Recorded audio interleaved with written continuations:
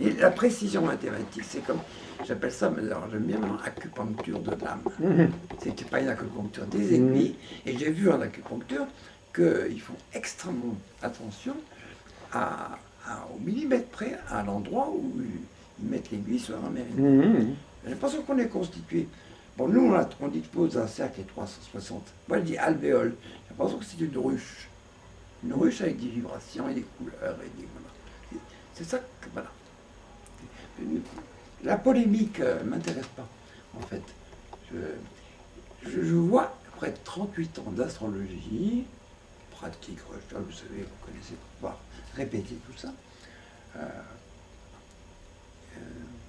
ça m'intéresse, ça. Je me dis, il y a un mystère derrière. Je veux savoir. Quand on dit mystère du caractère et du destin, c'est vrai qu'il y a quelque chose, il n'y a pas rien. J'aurais pas d'aller. J'aurais resté avec mes idées psy ou psychanalytiques, puis comme un tel dit je suis freudien, un tel je suis jungien. Ça va, c'est facile, c'est pas trop compliqué, hein, les concepts. Mais là, c'est quand même, devant ce truc-là, là, déjà le début de l'astrologie, c'est de la psy, mais qui me paraît quand même beaucoup plus scientifique, entre guillemets. C'est du matériel à gogo. Alors, il va falloir mettre un peu d'ordre dans tout ça, parce qu'il y a un livre qui raconte pas que pareil qu'un autre, puis un ancien qui n'est pas du tout pareil que les modernes. Quelle est la part de. Quelle est la structure? Comme vous, cherchez la même chose, on cherche la même chose. Clé de l'astrologie, c'est quoi? Bon, les mathématiques divinatoires, ce que je les ai reprochées, c'est pas à l'époque, ça a été écrit jeune, donc je n'ai pas à reprocher. Mais c'est parfaitement fait. Moi, je souhaiterais, et pas de bouquin, quelqu'un qui fasse les ponts, les passerelles, et Dieu sait si c'est Sagittaire, comme il est très bien, des passerelles entre des connaissances diverses, pour aboutir à un tout assez simplifié. Oui, oui, Qui soit lisible oui. pour d'autres domaines. Quand vous dites, je voudrais que ce soit une science humaine, je comprends. Qu'elle soit au moins traitée comme une science humaine. Qu'il y ait une fac avec, je ne sais pas, maîtrise d'astro, comme il y a dans le pays, vous savez bien. Au Brésil, en Inde. En Inde, c'est plus que ça, l'astrologie est intégrée. Ma fille, au bout de 3 fois, elle dit, papa, ils sont amireux, mais bon, personne ne se marie sans faire une comparaison. Ben, c'est vécu. C'est pas seulement enseigné intellectuellement, c'est pas un savoir, c'est intégré. Ça fait partie. Oui, mais à partir du moment où c'est intégré, ça veut dire que l'astrologie impose sa propre loi, en quelque sorte. Non, parce que quand je dis intégré, c'est une façon plutôt intelligente, si je peux dire ça. C'est pas des gens, les gens du. Non, mais ça veut dire qu'il se plie au verdict de l'astrologie. Oui, mais pourquoi? Alors, mais parce que c'était un milliers d'années. Mais non, mais c'est ça que. Est-ce que c'est. Mais attendez, je me suis posé des questions. J'ai dit, Camille, là-bas, il y a 3 cases. Il faut un ordre, il faut que les gens se mettent d'accord sur un ordre. Il y a les intouchables, il y a 3 cases fondamentales qui sont le ternaire qu'on connaît en ethnologie. On connaît bien. Hein, les princes, les machins, les décideurs. Oui, c'est la théorie de Mézil. De Mézil, il a fait pour ce. Les commerçants, c'est-à-dire ceux qui échangent les choses. Les kshatriyas. Et puis les producteurs. Alors, producteurs ou savants, peu importe. Ceux qui produisent soit du savoir, soit de la culture, soit des blés, soit du maïs. Enfin, les marchands, ceux qui changent. Et les décideurs. Les décideurs. On va retrouver notre trio astrologique fondamental. Je me dis, ce trio cardinal fixe mutable, qu'un titre, je retrouve là-dedans, aussi, évident. Donc, c'est intéressant. D'où vient cette structure? Pourquoi est-ce qu'elle réapparaît? Pourquoi est-ce que nous, on dispose d'un matériel actuel, plutôt 1, 2, 3, 1, 2, 3, 1, 2, 3, 1, 2, 3. À chaque fois, c'est un plan supérieur. Énergie basique, à partir du bélier, le maximum d'énergie, d'intensité. Mais il y a un minimum de conscience. Donc on lance, et on va jusqu'à la phase 12, on a fait le tour, ben, il y a le maximum de hume, je dirais, c'est même plus que de la compréhension intellectuelle. Ça sent tout de suite, j'ai vu, les gens pression, ils captent quelque chose d'incroyable. Moi, je fais des calculs pour préciser en tout cas ce que je sens. Parce que j'ai Saturne-Neptune là-haut, donc le client angulaire est fort. Et puis, mais Saturne, il est collé. Alors, il est fort, mais il demande de sentir un truc, même collectif, incroyable. Moi, je marche dans les Halles, tout d'un coup, je ne sais plus les Halles d'avant. Qu'est-ce qui se passe? Et ensuite, je calcule. Oui, je ne suis pas. J'arrive pas avec un a priori. Je me dis quel outil je vais prendre pour comprendre ce que j'ai senti. Ou s'il y a quelque chose de précis, ou si je dois faire Non, mais ce que je veux dire, si vous voulez... L'image, c'est de labourer un champ. Non, mais là où il y a un débat entre nous, c'est que moi j'ai une formation juridique. Effectivement, Un outil. Pas plus. une société peut avoir besoin de lois qui ne sont pas forcément vraies, mais qui sont respectées par les gens dans le pays en question. Alors vous voyez ça du point de vue de l'organisation et de l'organisation sociale. Ces lois sont appliquées, elles sont appliquées, elles sont respectées, et elles ne sont pas forcément vraies dans l'absolu. Bah, c'est là qu'on va prendre un terme marxiste, la valeur d'usage et la valeur d'échange. Oui, et la valeur juridique. Donc l'astrologie, la question, dans le cas de l'astrologie, la question est de savoir si l'astrologie... Alors en Inde, par exemple, on peut penser que l'astrologie est respectée. Parce que, mais j'ai dit à ma fille, ce ternaire, très bien, mais les intouchables. Et puis quand tu appartiens à une caste, elle dit, mais comment ils se marient dans la même caste, les brahmanes, machin, Camille. Alors moi, ce truc justificateur, c'est hors caste. Elle me dit, papa, tu vois, on respecte notre appartenance de ce qu'on est, et puis tout va bien. L'organisation sociale. Ah, je dis non. Alors la création. Et le passage d'un lieu à un autre, d'une caste à une autre, tu fais quoi? Il n'y a pas de permission de passage. Il n'y a pas un examen de... Il n'y a pas une petite douane là. Ne peut pas passer de... Une conversion. Je ne me souviens plus parce que le brahman, il y a trois, c'est les... Oui, il y a les guerriers, il y a les brahmanes, et puis il y a les paysans. Il y a les paysans, qui d'ailleurs en Chine représentent quand même les 9-10, ils sont laissés pour compte en ce moment. Hein. Les paysans, ils râlent, hein, ça ne va pas du tout. Ils râlent ou pas, mais ils ont mais les intouchables, c'est les hors caste. C'est la quatrième. C'est les hors caste. Le 3 et le 4, justement, m'intéresse. L'intouchable, ça sont justement, le 4, il est ailleurs. Comme le 4, chez Abellio, 3 ou 4, il n'a pas arrêté de... Comme même Edgar Morin, il dit dans un... Moi, j'ai retrouvé alors, Le Monde a sorti un truc sur Edgar Morin, sa vie. Oui. Je ne sais pas si vous l'avez. Oui, le bouquin qu'il a fait sur le... Encore que je fouille, vous voyez comment je fouille. Le nouvel observateur aussi, oui. Voilà. Enfin, comme Freud, il ressort, parce qu'on ressort le passé maintenant. C'est pour ça qu'on est... C'est le signe qui a besoin d'histoire. S'il a besoin d'histoire, c'est qu'elle se fait pas. S'il a besoin de passé, c'est que le présent se fait. L'impuissance. C'est clair. Moi, j'arrive pas à la trouver, il est bien comment je suis. Puis là, c'est pas tout mêlé, j'en ai lu beaucoup. Je suis un malade, moi, je les bouge. Et puis je les retiens. Ça, bon. Alors, je veux vous parler de ça, simplement. Les autres philo qui traînent. Moi, je l'ai vu, bon. Et si je le retrouve, moi, je mets cadeaux, je m'appelle Daco Koda. J'aime bien faire des cadeaux. J'adore faire des cadeaux, genre. Mais souvent, j'attends une réaction. Je me dis, bon, alors, tu fais le cadeau pour moi ou pour l'autre? Je dis, mais ça m'a enthousiasmé, ça fait. Même si je fais des cadeaux pas du tout de moi, ma littérature, mais d'autres. C'est le geste, oui. Alors, je sais pas. Pourtant, je fais le cadeau juste un vrai cadeau, c'est un cadeau pour l'autre, qui devrait lui plaire. Et donc, j'essaie de prendre des trucs vulgarisés. Tout d'un coup, j'entends, ah non, ton astrologie, non. Même, je dis, mais c'est très simple, c'est pas moi. Et si vous présentez un peu ce que c'est tout ça. Alors pour revenir à la question, la question de la validation de l'astrologie, c'est un véritable casse-tête, la validation de l'astrologie. Ah, évidemment, mais ça c'est, je veux dire, c'est un... Parce que en voulant valider l'astrologie, on peut aller trop loin. Il ne faut pas vouloir tout expliquer par l'astrologie. Mais moi je suis complètement d'accord, mais moi je me suis posé la question quand vous me disiez, c'était des réflexions depuis des années. Mais je dis, tiens, le bon dit ça, mais... Non, la vie est toujours prioritaire, moi l'astrologie vient toujours en second. C'est un outil parmi d'autres. S'il y en a un autre mieux, je le prends. Je m'en fous. C'est un outil séculaire, vieux, qui a pris des formes types suivant les pays. Alors, est-ce que c'est parce que la représentation mentale de chaque civilisation est différente qu'ils vont le dire? Ben, évidemment. L'astrologie lunaire ou solaire, c'est évident que ça a un rapport avec l'inconscient collectif. On vit d'une façon lunaire ou on vit... Le même modèle peut s'appliquer de diverses manières. Alors donc, il y a un modèle comme l'astronomie de repérage commun à toute la planète. Une planète s'appelle la Terre. Et partout dans le monde, vous soyez...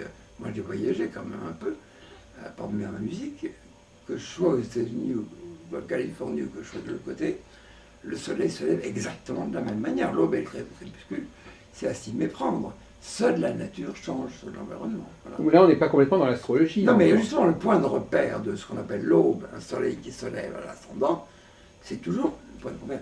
C'est représenté de la même façon, et ça se passe de la même façon c'est pas une idée. Là, on est une planète où ça se passe pour l'instant comme ça. Parce qu'à une époque, il n'y avait pas de saison.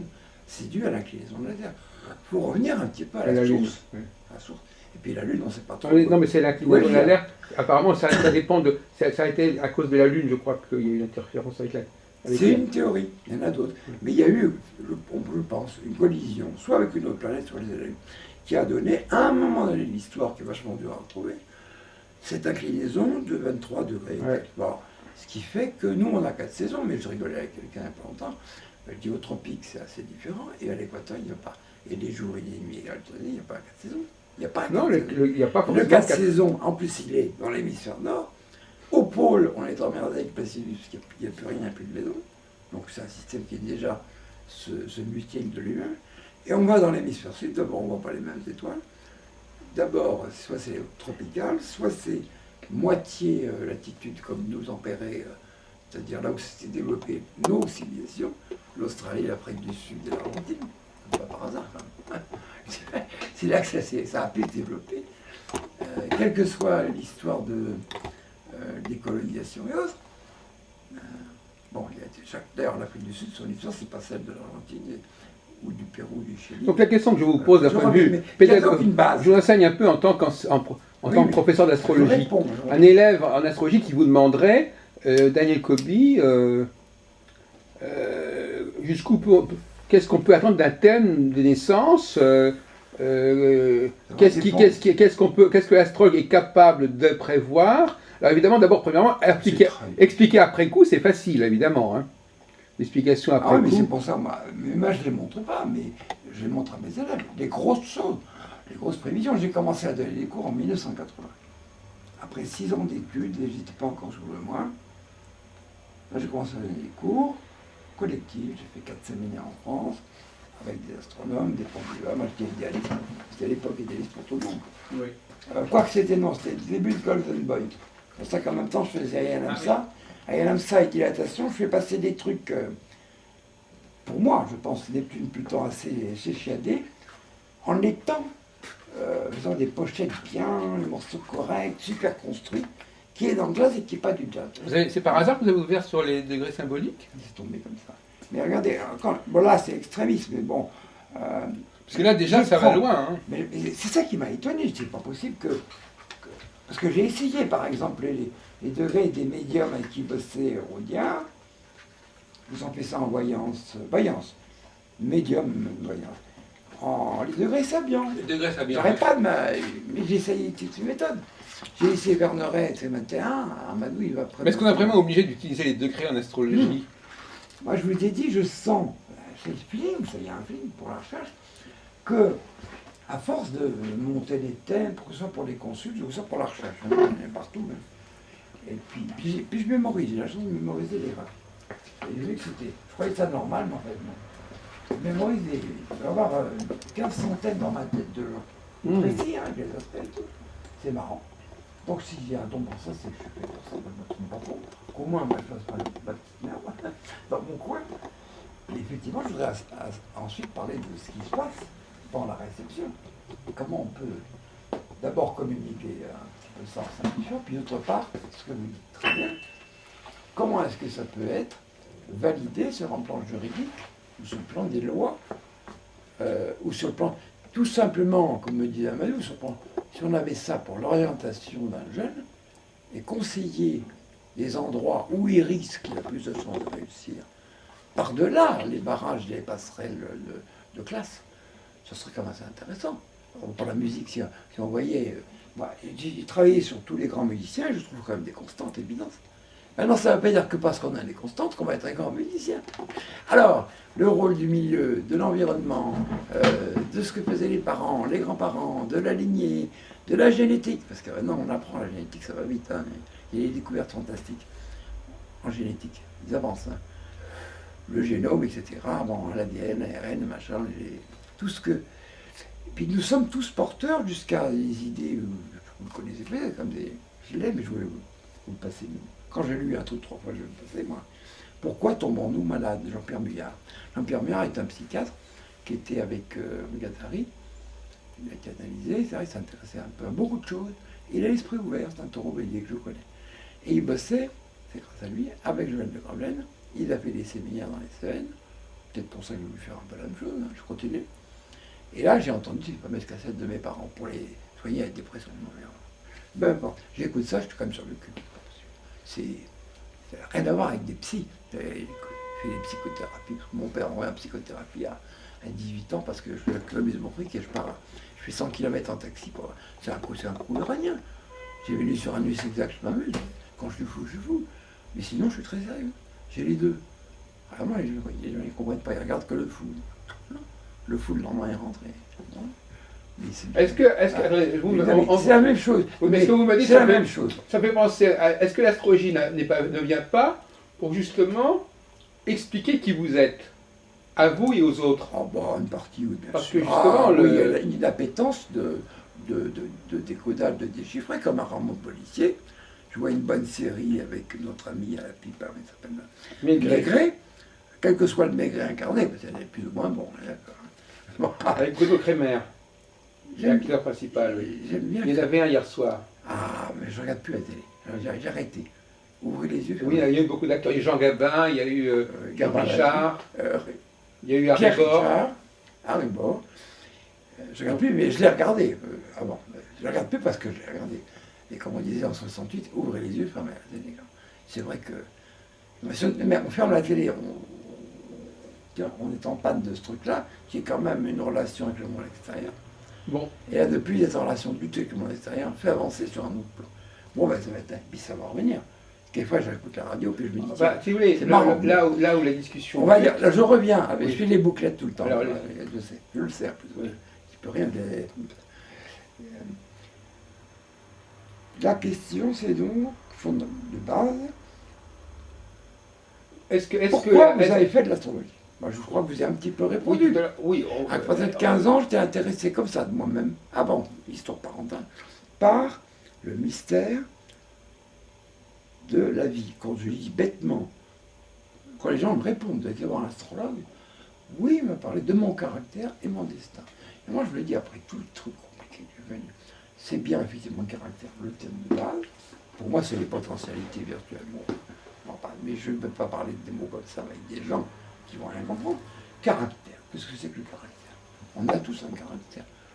Donc un caractère de cochon, mais on n'est jamais unique, quoi. C'est assez compliqué le caractère. Voilà l'impression qu'on a quand on arrive au monde, on est ado, on voit des gens très différents, mais on se dit, bon, on ne va pas cataloguer comme ça, on va dire que toutes les Irlandaises sont rousses, que tous les Allemands sont des nazis, tout ça. C'est pas vrai, on voit bien que c'est pas vrai, pas vrai du tout. C'est toujours un peu plus complexe que la première perception immédiate, tout ce qu'on en a dit. Donc on découvre une infinité de caractères et de singularités. C'est un mot que j'adore. C'est ce que j'ai déjà trouvé un peu avec la graphologie. Il n'y a pas deux écritures pareilles. Moi, ce qui va m'intéresser, c'est la singularité. Mais en même temps, vous êtes quand même... C'est la singularité, mais en même temps, tout à l'heure, vous parliez de l'universel. Bah, c'est l'interaction permanente. Alors comment vous articulez l'universel et la singularité? Au-delà des singularités, il y a des principes moteurs. Donc chacun va à la fois avoir à gérer je ne parle pas d'astro, une singularité personnelle qui vient de pas mal de choses, tout autant de la génétique que de l'éducation, que du milieu, que de l'époque, que de l'histoire, que du pays, etc., que de la classe sociale et tout le hasard. Moi j'imagine, je suis né dans un milieu privilégié, on m'a mis un conservatoire à 5 ans, mais un mec peut avoir... J'étais doué tout le temps, moi. Et on peut mettre un gosse, je ne sais pas, d'Aubervilliers, ou je ne sais pas, Pétochnock, est-ce qu'il va avoir le même développement que moi, privilégié à Paris, en France, machin, avec un père qui s'est occupé de l'enseignement de la musique, c'est pour ça que... Oui, ma mère dit, reviens vers son père. Bah, oui, mon père était curieux, intéressant, il était chiant à vivre, c'était impossible, ça. Un tyran, mais moi je n'espère pas être un tyran, je dis justement pas être un tyran, mais je vais prendre ce qu'il y a de bon chez mon père quand même. Parce qu'elle est en train d'écraser toutes les valeurs d'homme, pour des raisons homosexuelles, c'est évident. Et en même temps compliqué. Et toutes les femmes que j'ai connues, c'est toutes des merdes. Donc elle est jalouse, elle me veut à elle, donc elle m'a fait grossir. Voilà. Et en même temps, derrière, elle tient un discours, elle tient 2 discours. Ouais, il vaut mieux éviter certains développements à la télévision. Pardon, j'ai oublié qu'on était dans une téléphone. Je reviens, la question est... Non mais tu sais, parce qu'il y a aussi une interaction de la personne, de son vécu, qui automatiquement a une part de subjectivité. Il n'y a pas de regard qui nous sort. Même chez les plus grands des savants, qui se veut objectif, ça n'existe pas. Donc quand Hubert Reeves écrit l'espace prend la forme de mon regard, ça en dit long sur sa vue quant à l'astrophysique qui a été sa vie. Bon, et même sur le fait que la poésie à laquelle il a une poésie pure qui est très proche des taoïstes. Moi je trouve ça assez marrant, là, le parcours d'un astrophysicien. Bon, il y en a qui osent franchir le pas du scientifique au poète. Alors, mais ils ne font pas toujours la relation. C'est comme s'ils se vengeaient de la science. Moi, je suis un peu les deux à la fois, mais je ne vais pas donner de privilège à l'un ou à l'autre. Un poète peut se remettre hyper scientifique et un scientifique très poète. C'est pas ça que je citais à la belle phrase, mais de... Donc, si vous voulez, il y a quand même deux... Heidegger, l'art est dans la science, la science est dans l'art. Enfin, bon, l'un et l'autre, c'est... Et les deux hémisphères cérébraux, pour rejoindre le petit bouquin, où il y a Agnès Accoli-Boucher, on a deux hémisphères cérébraux, l'un qui commande par la main gauche, l'autre qui commande la main droite. Ça fait 10 doigts. On a deux hémisphères, à droite, gauche. On est fait comme ça, continué comme ça. Les pieds, les jambes, tout va par deux narines. On n'a qu'une bouche. Et deux lèvres, oui. Oui, mais deux lèvres. Il y a une lèvre neptunienne, celle-là, et une lèvre vénusienne. Ça, c'est repérable, tout ça marche. Bon. Moi, j'observe aussi la morphologie, m'intéresse. Mais alors, quand on était intéressé par l'être humain, c'est quoi? On vient d'où? Par on dit ça, est-ce que c'est Darwin qui a raison? Est-ce que c'est l'évolution?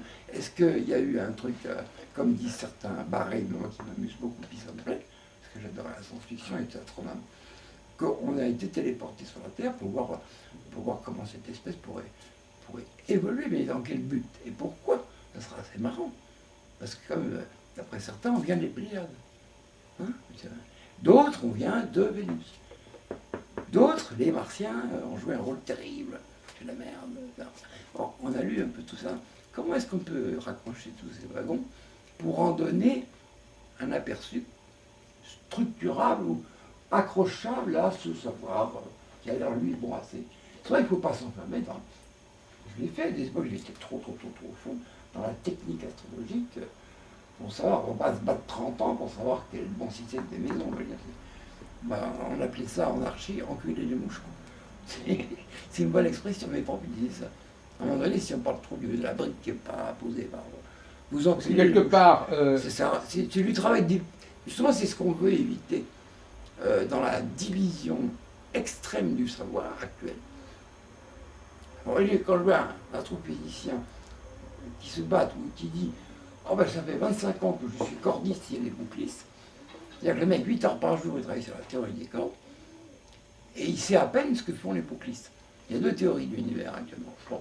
Mais c'est actuellement, dans 10 ans, ce sera autre chose. Alors le type, il a le nez, puis à la fin, il se met en question, puis il dit « Mais oui, finalement, ce qui nous manque, comme c'est des scientifiques qui ont un petit peu une culture autre. » Il dit, par exemple, il pense un peu le gars, mais à la fin, il dit oui, quand même, on n'a pas eu de prix Nobel. Bon, c'est encore contestable, mais c'est signifiant quelque part. Depuis Louis de Broglie, je lui ai dit ce truc. Donc, et il était historien. Je veux dire que pour moi, cette notion, moi je vis intérieurement que mon petit égo, mais pour moi, ça se conjugue. La vie, c'est une somme de choses, d'approches, qui est autant celle d'une première impression, comme tout le monde. On a tous ces premières impressions de quelqu'un, d'une maison, d'un paysage, on ressent quelque chose. Ensuite, de système des idées. On va, tiens, c'est quoi, ça se trouve où du corps. Donc je dirais qu'il y a l'âme qui est impressionnable, c'est l'antenne. Voilà. Il y a le corps qui se meut simplement, ça nous sert pour se mouvoir et agir, l'action. C'est quoi l'action? Et il y a le cerveau qui sert à décoder un petit peu tout ça. Alors, moi j'aurais tendance à... Bon, personnellement, j'aime bien l'esprit, j'aime bien le cerveau, quoi. En fin de compte, c'est quand même ce qui va pouvoir nous orienter un peu plus intelligemment. Et j'espère que cette humanité puisse être un peu plus intelligente. Si on fait que des corps parfaits, athlétiques et machin, et si on fait que des âmes superbes avec des poètes désespérés qui sentent tout et qui replient tout pour décoder, c'est embêtant. Mais on peut être très scientifique est très... Dans l'histoire des découvertes, vous savez bien moi, sur les liens sur Newton, dans leur revue d'astronomie aujourd'hui, Ciel et Espace, ils font 2 pages sur Newton qui a fait une théorie de la cosmologie. Il est obligé de cacher ses travaux. Il n'a pas fait comme notre ami Galilée. Alors je veux dire, pour revenir, mais la question est là, l'âme, le corps c'est un véhicule, c'est un outil. L'âme et l'esprit, ça peut être complètement lié. C'est pas du tout. Alors, comme nos sociétés nous le disent, il y a d'un côté les artistes, ou les poètes, ou les peintres, ce que vous voulez, ou même tous, même la médecine, les guérisseurs. Puis de l'autre côté, il y aurait les techniciens super intelligents, des chercheurs, des trouveurs, des machins, qui marchent à l'esprit. Et je veux dire qu'en fait, non. L'intuition de la découverte en science, elle est faite par des gens. Einstein était un bon modèle, parce qu'Einstein était dans le bureau des brevets, je sais pas. Il rentrait le soir, puis il cherchait. Justement, c'est parce qu'il n'était pas le nez sur le guidon qu'il a pu ressentir et formuler, parce qu'il était malin, Mercator collé. Bon, il disposait de ce qu'il fallait. Tout ça, ça rentre un peu dans l'ordre. Là, l'astrologie, elle commence à rentrer dans un ordre plus général. Alors, bon, je sais pas, je m'arrête là, parce que sinon, je vais revenir à là. Donc, pour moi, poésie, impression première d'un être humain. On dit toujours avoir la bonne. La première impression, c'est la bonne. Je me rends compte que après ça, on ne fait qu'un trajet personnel, soit une réflexion personnelle, pas besoin de, si je ne lis pas l'astrologie, tout système de décodage peut être bon. Si on l'a filmé, on voit la première impression, c'est marrant. Hein. Un an après, c'est pas du tout la même impression qu'on a de la première impression. Donc, alors, pourquoi? C'est quoi cette première impression? Qu'elle soit sonore, visuelle, c'est dans la 5 sens. Odorat, toucher ou goût. On a 5 sens pour percevoir le monde. Puis là-dedans, quand il dit 5 sens, d'ailleurs, ça veut dire il peut y avoir un décodage intellectuel et il peut y avoir des primarités. D'abord, on a une première impression. Je prends un super poulet dans le machin, très cuisiné. Moi, je suis un homme libre, ça veut dire si je trouve ça dégueulasse, je dis c'est dégueulasse. C'est quoi? Le meilleur resto de France? M'en fous, c'est dégueulasse. Au goût, c'est dégueulasse. Je sens quelque chose, et puis moi je le dis. Tu es fou, tu n'es pas dans le. Non. Et je dis, mais je me fous de la langue, je goûte, et je dis mon impression. C'est pas mon ego. Simplement, je dis, tiens, où est-on? Qu'est-ce qui a marqué dessus? Ah ben là, il doit y avoir une erreur. Peut-être c'est un autre plat. Peut-être que je fais une erreur. C'est mal choisi. Vous voyez ça? Et de façon inverse, on peut se retrouver dans un troquet multi-bidule avec un mec qui vend des trucs à 4 balles. Puis d'un coup, c'est pas mal. C'est vraiment bien. Bon, donc, cette notion de première impression, il s'avère que quand on la regarde, l'écoute plus tard, dans un autre moment de vie, ou quand on demande à d'autres personnes qui ont eu aussi, comme par hasard, ces mêmes premières impressions, il se trouve qu'il y a là, elles sont communicantes, elles forment un tout. Quand ça forme un tout à 70-80%, on se dit, bon, là, c'est pas subjectif, il y a quelque chose de commun. S'il y a un truc commun, c'est qu'il y a une part de vérité. C'est que ça va au-delà de ma subjectivité, de ma petite histoire perso, des restos que j'ai fait avant, de comment je mange. C'est qu'il y a une sorte d'impression générale. Là, je rentre dans le collectif. Donc de l'individuel au collectif, finalement, je me retrouve dans une continuité. S'il y a résonance, on appelle ça la résonance. D'accord?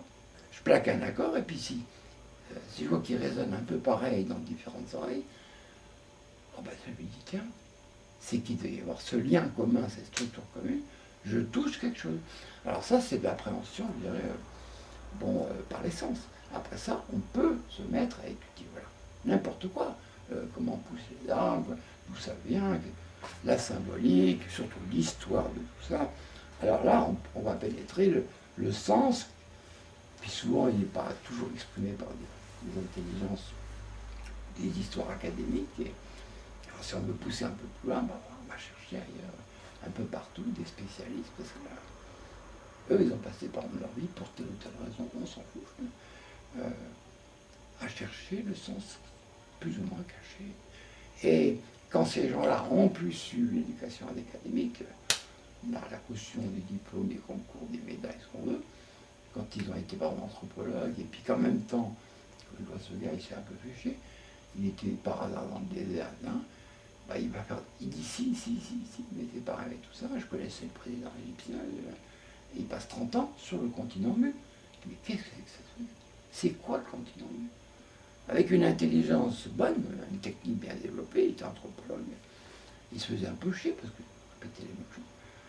Il s'est dit, je vais éviter les pièges des Égyptiens, hein, tous les copains de M. Napoléon et puis Champollion. C'est finalement, quand on voit aussi pourquoi Napoléon a été en Égypte et pourquoi il y a eu ces campagnes d'Égypte, etc. Et puis ce qu'il en ramène, tout ça, c'est une telle richesse symbolique que bon, ça m'étonne, je ne vais pas rentrer là-dedans. Donc, je lis à ce moment-là. Voilà, j'ai présenté par exemple une façon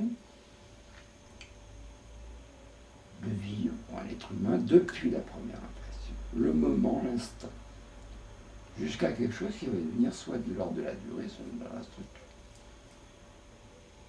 On va structurer tout ça, on va le mettre à sa place, cette première impression. Mais en même temps, quand je lis les textes anciens orientaux, il y a moins de complicité que nous, finalement venant un petit peu des Égyptiens, les contredisant devant Moïse, et en prenant ce qu'ils ont de bon, mais les contredisant, et les Grecs, d'accord, à Pythagore ou d'autres, qui ont passé 20-22 ans chez les initiés. Et quand ils ont tiré le théorème de Pythagore, c'est pas simplement A2 plus B2 égale C2, c'est une école, il y a 600 néo-pythagoriciens. C'est une école d'initiative. Ça n'a plus rien à voir avec ce qu'on en raconte dans les... C'est ce que je dis à ma mère. Tu commences à parler un petit peu des Grecs, entre Platon, Socrate et Pythagore jusqu'à Aristote, où là il y a tout démontré. Parce que tu ne connais rien.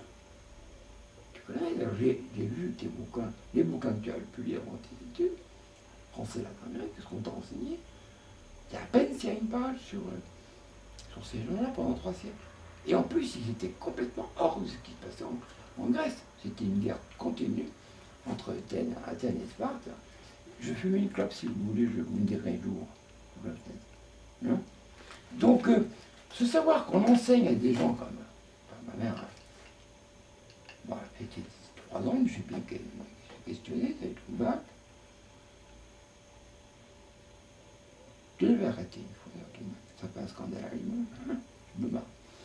Ensuite, t'es monté à Versailles, à l'époque, quand une génération 40.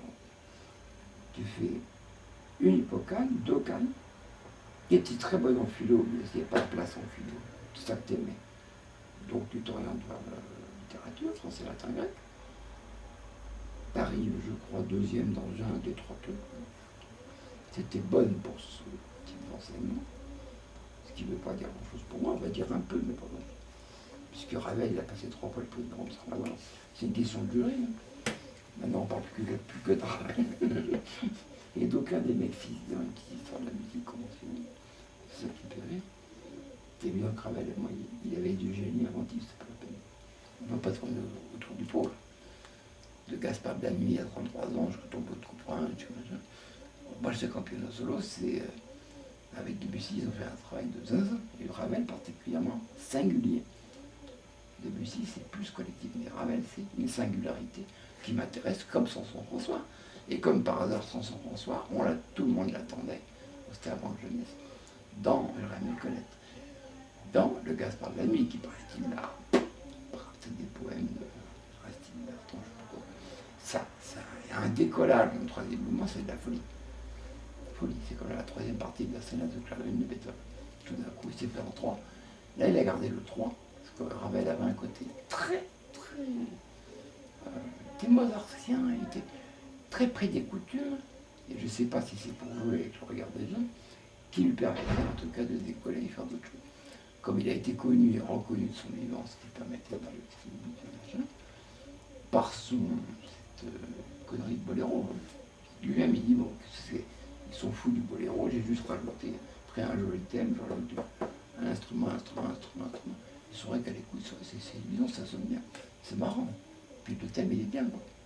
T'as l'impression, il est bien senti. Mais il dit que c'est ça. C'est pas ça mon œuvre. Par contre, le Gaspard de la Nuit, je ne l'ai jamais appris nulle part, ni au conservatoire, c'était que Debussy, ni j'écoute ça un jour à la radio. Je dis putain, c'est un mec qui joue du free jazz. Et c'est parfaitement ordonné, c'est une folie ordonnée. J'écoute Maurice Ravel, 1908, Gaspard de la Nuit. Je me dis, c'est pas possible, je croyais que c'était un jazzeux. Un mec génial qui a fait des extrêmes. Qui est passé du Paul Blé minimaliste au maximaliste fou. Tout en gérant en fait. Le problème c'est la gestion d'une certaine, je dis folie par commodité, mais c'est la gestion des extrêmes de l'être, quoi.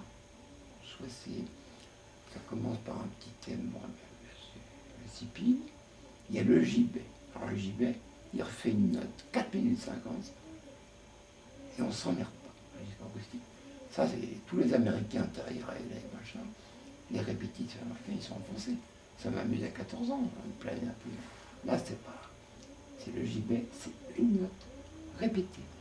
Elle a pas besoin d'être génial. Tu vois, le génie est quelquefois dans le rien.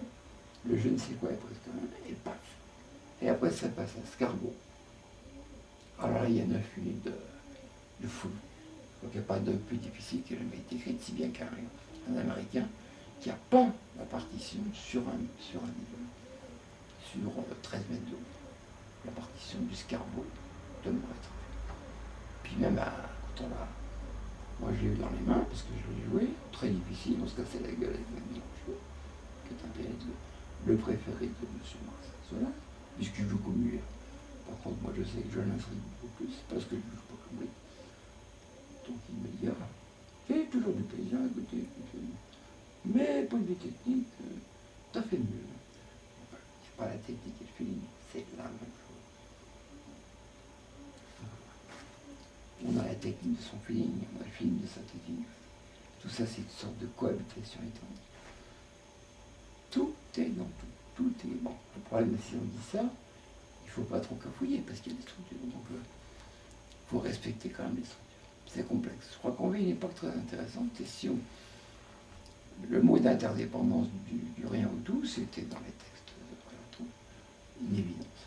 Nous, on dit microcosme, macrocosme. Un être humain, c'est un univers en nature. Mais ça veut dire que tout est changeant en permanence. Comme disait le Bouddha, il n'y a de permanent que la permanence.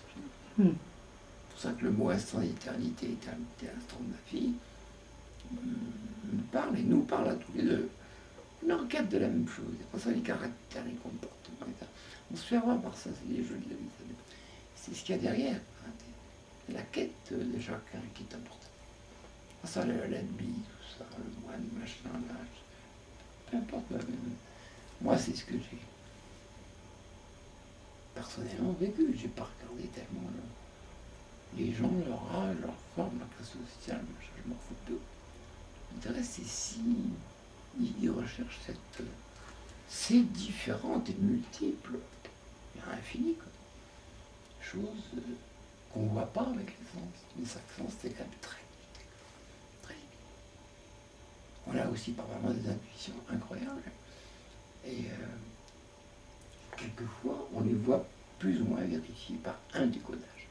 Voilà la réponse à la question. Je fais une boucle. Intuition, impression, tel ou tel décodage, il peut être un outil scientifique sur le cerveau, il peut être cet outil qui est bien, qui est moyennement bien, mais qui est déjà mieux que ça, le moi sur moi, moi, il dit lui-même, c'est pas de la science, c'est rien de scientifique. Il a fait scientifique pour pas se faire trop attaquer par les psychologues de l'époque qui l'ont rejeté. Puis il allait voir Jung, parce que Jung était au sud de l'Allemagne, et lui, en Suisse allemand. Et son préféré était plus mal inclus, parce qu'il arrivait à faire connaître la psychanalyse comme quelque chose d'un petit peu scientifique. Et quand une fois il était aux États-Unis, il a dit, mais ils sont complètement cons, hein. Moi j'ai un autre truc, c'est pas ça. C'est pas la psychanalyse qu'ils comprennent, c'est une technique. Et c'est un état d'esprit. Alors la psychanalyse est culturelle et assurée. Et c'est pour ça qu'elle est intervenue à partir, c'est marrant, de 1890 2017, on n'a qu'à suivre la ligne Charcot, à partir d'une certaine, là, je suis désolé, mais une certaine conjonction Pluton-Neptune qui a lieu tous les 492 ans, et qui, ce mariage très complexe et transformateur de, pas seulement de l'inconscient collectif.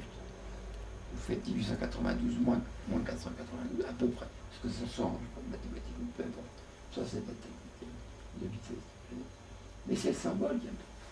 Pluton est tout petit, j'ai une discussion longue avec des violines. En tout cas, sur Pluton. Elle connaît un peu l'astronomie. Elle vient d'être déclassée depuis 2005. Alors, on dit qu'est-ce qu'on fait?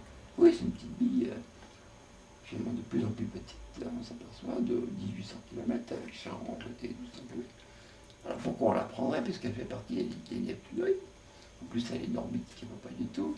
En plus, elle n'est pas dans la loi de Bohr, enfin, c'est pas Bohr, c'est la loi de Bode. Elle n'est pas dans la loi de Bode. Puis d'ailleurs, c'est pas la première, donc on voudrait un système cohérent et parfait, puis on l'a pas. Et pourtant,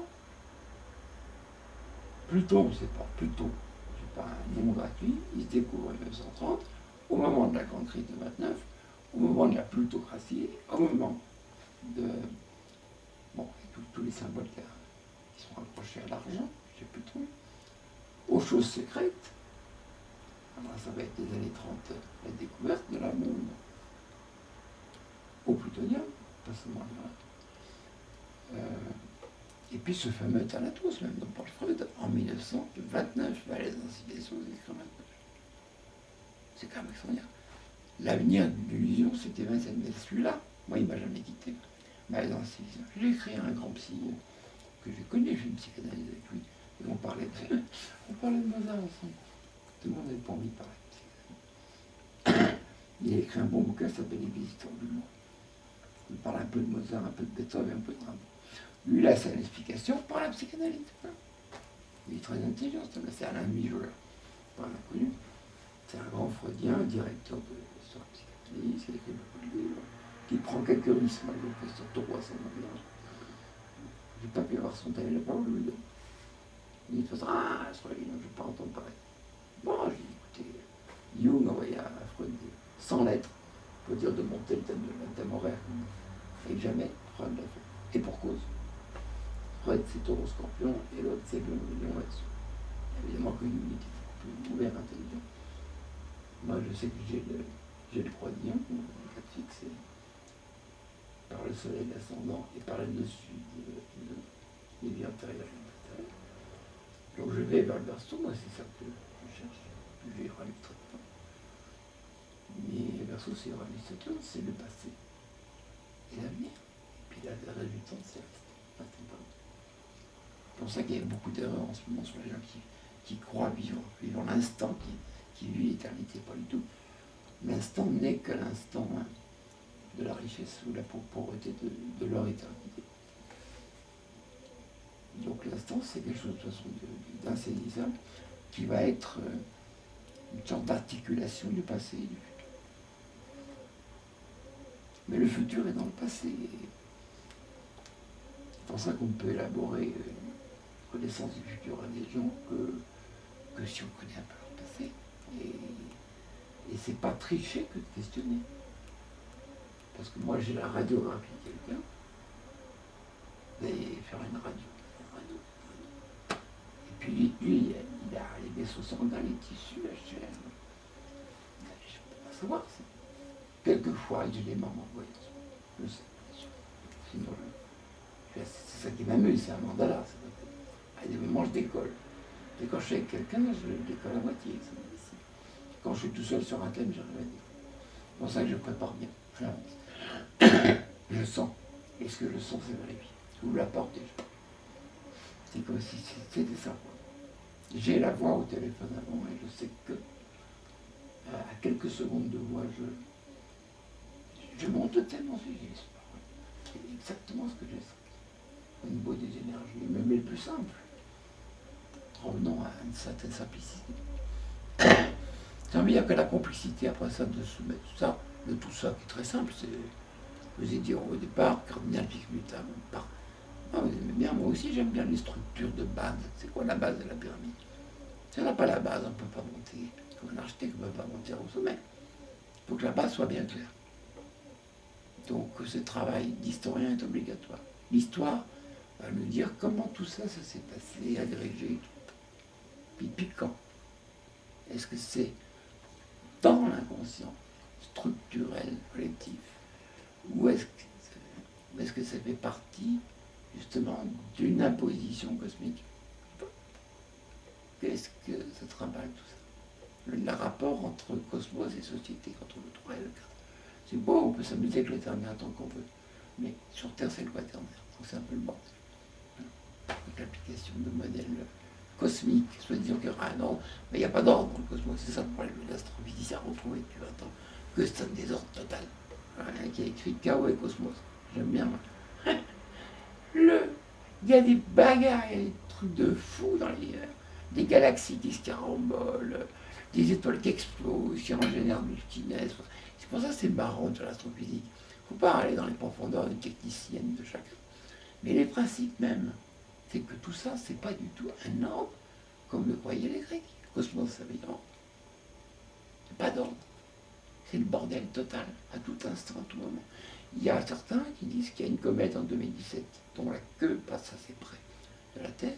On ne sait pas trop si ça va être gênant ou pas. Par contre, les astéroïdes, il y a peu de chance après leur calcul de probabilité. Mais cette queue de comète en 2017, ça m'amuse. Puisque les Égyptiens avaient dit, oh, vous savez, le 18 février 2017, c'est fini. Pour eux, d'après les calendriers, j'ai lu, d'après donc le gars qui a bossé dessus. Il faut toujours être prudent. Parce qu'on a le désir que ça soit valable. Mais le passé nous montre effectivement, comme vous avez dit, c'est facile de parler du passé, mais c'est ce que fait Barbeau sur 300 pages. Quand il met 5 pages en 2000 sur le troisième millénaire ou 2100, c'est là que je suis énervé. Moi je lui ai écrit, il n'a pas répondu. Je suis énervé, je le montre à ma fille. Qu'est-ce qu'il y a? Il dit des trucs totalement évasifs, projectifs, machin. Comme Pételise en astronomie, je dis arrête avec ton âme slam. Il n'y a pas eu de missile en 2002, 2003, 2004, machin. Justement, il n'y avait pas de guerre possible en Europe. C'est ce qui a permis justement d'entretenir le désir et l'affrontement de ces deux super. C'est marrant qu'elle n'ait pas payé les temps. Ouais, je suis embêté parce que. Et ça, c'est les astrologues. Ils sentent pas. Ils sentent pas. Il faut sentir aussi, quoi. Il n'y a pas que le calcul. C'est la senteur qui fait qu'on a envie, par curiosité, d'aller voir ce qui est. Bon, ça, c'est hyper, quelle est la notion compliqué. Donc, quelle est la part du transfert dans la relation du client à l'astrologue alors? Le client, moi, j'en fais plus depuis longtemps, j'en ai un peu marre. Ça va dépendre de la demande de chaque personne, et son niveau et sa demande. Parce que si c'est sympathique. Donc, en quelque sorte, Daniel Coffey, on ne peut pas dire que la pratique valide l'astrologie. Ah, mais ça me permet, moi, je vous ai dit déjà, j'ai deux cerveaux, j'ai le cerveau en action devant la personne où je m'adapte et tout ça. Bon, c'est un métier comme un autre. Et puis derrière, moi, j'ai le chercheur qui observe, il est humain, qui enregistre tout. Tiens, oh là, il y a une faute. Là, ce système ne marche pas. Ah, là, j'ai dit une connerie. Là, là, c'était étonnant. Et la fois d'après, oh, tiens, encore autre chose. Et la fois d'après, autre chose. Tout ça, moi, j'ai eu pendant 12 ans des carnets où je consignais tout. Je consignais tout, avec le thème du jour, la consultation, et je comparais.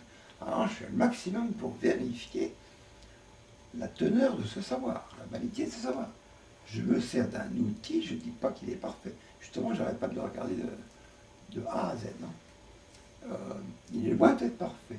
Mais je trouve, et j'avais écrit en 84 ans avec psychologie, donc moyenne, nivelière, machin, 22 pages que j'ai ressorties dans ça.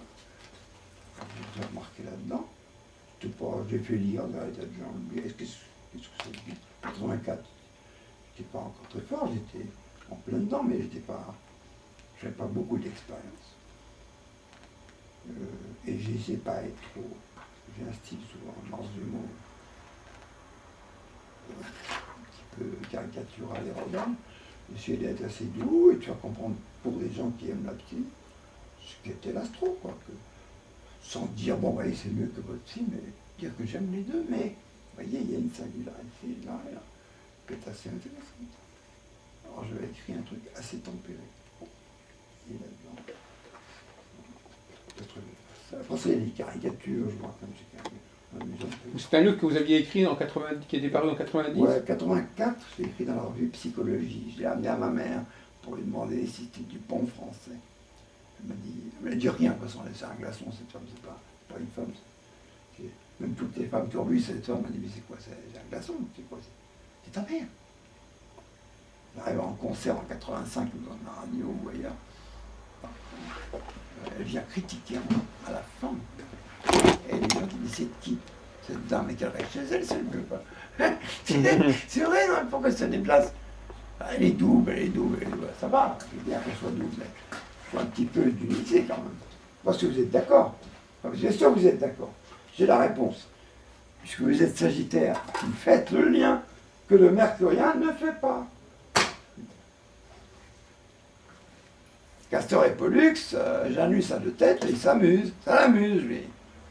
Pour ça, il va dire que les Sagittaires font de la rhétorique. Non, ils remettent les choses dans leur ensemble, parce que les Jupitériens du Sagittaire, pas les Cancers, ils ont besoin d'une cohérence entre la partie animale et l'archet, c'est-à-dire entre l'être humain et des principes. La flèche symbolisant la hauteur.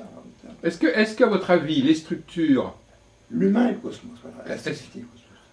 Est-ce que les structures... Je ne parle pas beaucoup de mots structure. Est-ce que les structures, c'est quelque chose qui correspond à une réalité, ou est-ce que c'est quelque chose qui transforme la réalité?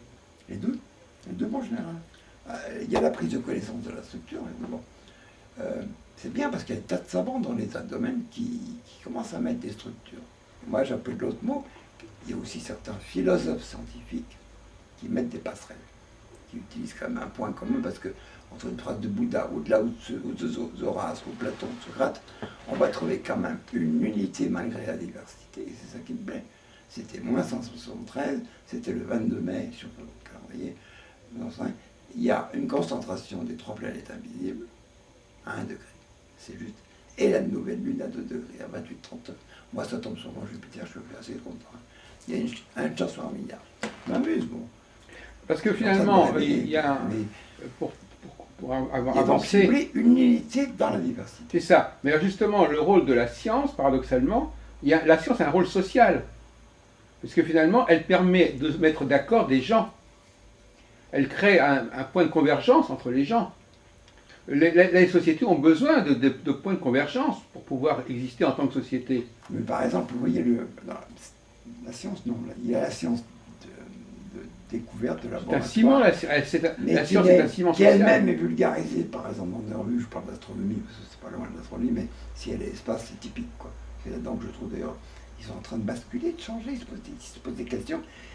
99,7% de la masse de l'univers qui est noir, sombre. Il y a 0,3% de lumière. Et la lumière, c'est quoi? Les étoiles, les galaxies et les planètes. Il y a des planètes partout. Donc, c'est 0,3%. Et il n'y a pas d'explication sur l'énergie sombre à la matière noire. Et les trous noirs, rien. On n'y comprend plus rien. On remet tout à zéro.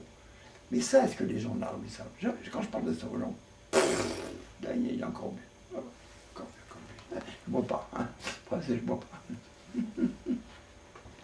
Pas du tout, je n'ai pas bu une goutte depuis des années. Vous voyez, c'est pas possible. Il y a un tel décalage entre la pensée, et même d'un médecin, d'un bac plus 8, 9, qui n'est pas au courant, qui n'est au courant d'infos que par ça. Ces médias qui eux-mêmes sont possédés par des gens d'argent, donc ils en font ce qu'ils veulent, et ils font dire ce qu'ils veulent. Bref, tout ça c'est clair.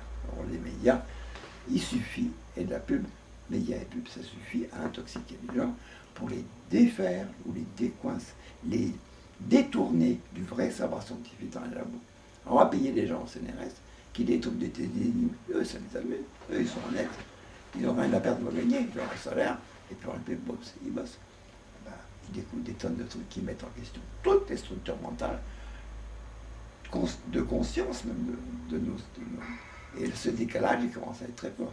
Quand c'est sur le plan de l'écologie, ça touche les gens, parce que là, c'est la tomate, c'est le radis, c'est la boîte de conserve, c'est le truc de tous les jours. C'est pareil, quand la science parle un peu soit de la vie de tous les jours, soit de la technique ou la technologie, quand on voit qu'on fait des bagnoles exprès pour qu'elles cassent, etc. Quand on met une serrure ici exprès, mais c'est pas une 3.5 points, donc on ne trouve pas une ancienne serrure.